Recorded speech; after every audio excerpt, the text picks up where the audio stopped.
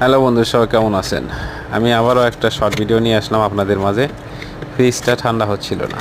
তো দেখেন, আমি ফ্রিজটা খুলছি, খুলে দেখলাম ভিতর সাইডটায় আইস মানে বরফ ধরে ব্লক হয়ে গেছে।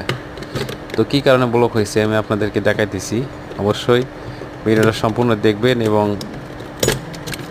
লাইক কমেন্ট করে এবং সাবস্ক্রাইব করে বেল বাটন অন করে পাশেই থাকবেন। তো এই যে দেখেন, এখানে একটা কুলিং সেন্সার আছে।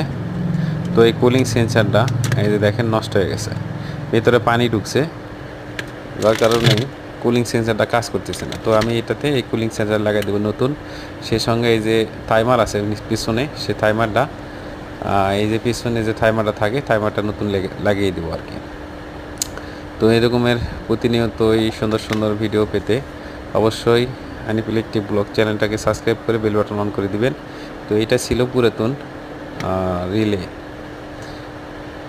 তো যাই হোক, কে কোথায় থেকে দেখতেছেন অবশ্যই কমেন্টের মাধ্যমে বলবেন। চ্যানেলটাকে সাবস্ক্রাইব করে বেল বাটন অন করে দেবেন।